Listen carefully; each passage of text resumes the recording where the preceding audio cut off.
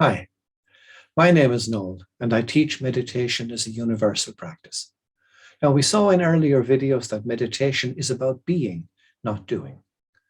In this video, we look at how meditation expands our consciousness beyond our sense of I and me and mine. So, here goes.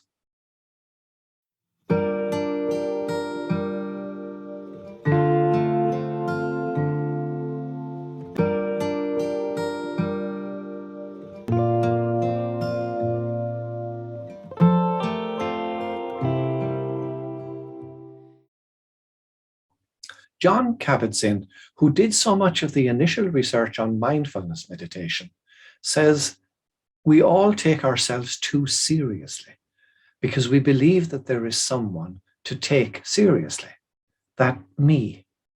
We become the star of our own movie, he says, the story of me starring me. In that movie, everybody else becomes a secondary player in our movie.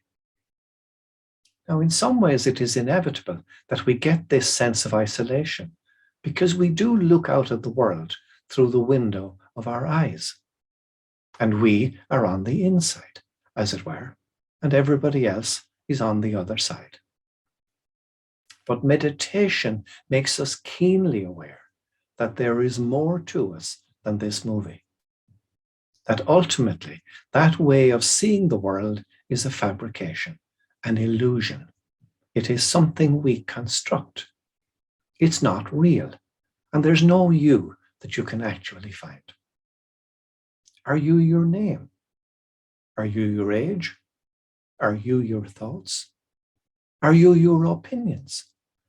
Are you your genetic inheritance? Even your genes, if you meditate, or if you eat differently, your genes are going to be expressed differently. So you're not exclusively defined by any of these things or by your genetic inheritance either.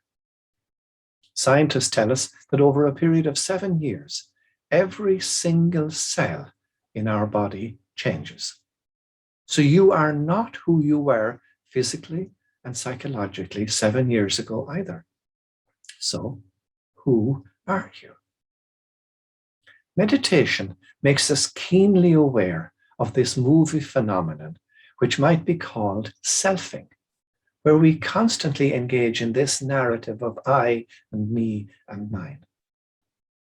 Now, we saw in a recent video how that kind of selfing activity is associated with certain areas of the brain, mainly in the left hemisphere, while meditation lights up other areas of the brain, often in the right hemisphere, where there is no more story of I or me or mine. It is well established through scientific research that meditation helps us to let go of all the drama in our lives and to put things in perspective. It helps us not to get caught up in our emotions and our feelings, to stand back from them so that we don't just react out of anger or fear. We find instead we can put some distance between us and our problems and our worries and preoccupations.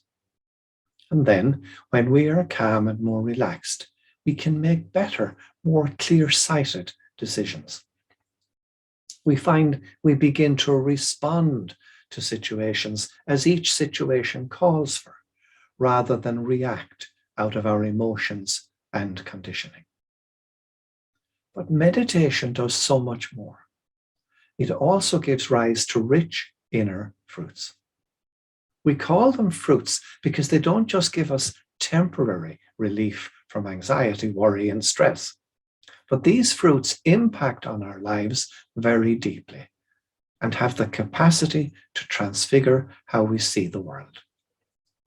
It helps to change our way of seeing reality and hence our way of being in the world. And that affects not just us, but everyone we encounter. Because when we are changed, how we engage with others changes also. In recent videos, we have explored how when we meditate, we experience a deeper sense of who we are at the deepest level of our being.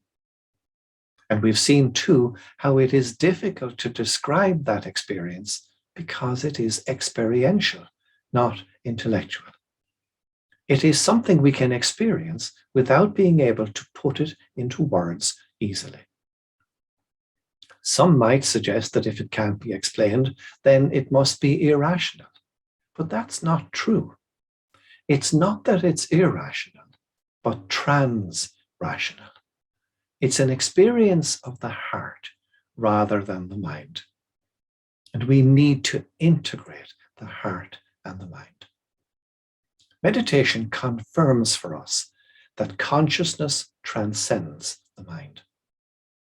Because such experience lies beyond the mind and cannot be adequately described in words, different traditions and a wide range of mystics have developed different ways of talking about it, ways of pointing towards it. In one of our earlier videos, we saw that the hermit and mystical writer Maggie Ross, she gave expression to it through her concept of deep mind.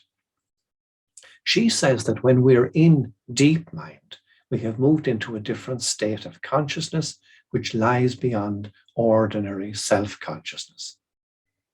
Meditation, through its continual distractions, makes us keenly aware of the needs and worries and desires of the ego. We begin to see more clearly how easily we can become imprisoned by those, and we create a false sense of identity, which might be described as the egoic self, the sense of identity we get from our ego. Some people describe this as the false self, because although we come to think of it as who we are, ultimately that is an illusion. Or rather, the sense of separateness it generates is illusory. Meditation teaches us that we are more than our ego, more than our thoughts, more than our feelings. Our consciousness lies beyond all of these. Meditation awakens us to the spaciousness that lies beyond I and me and mine. It awakens us to this true self. And now, to experience that truth for yourself, to discover who you really are, I invite you to sit in the stillness and silence of meditation for the next 10 minutes. And please do try to set aside that time each day for meditation.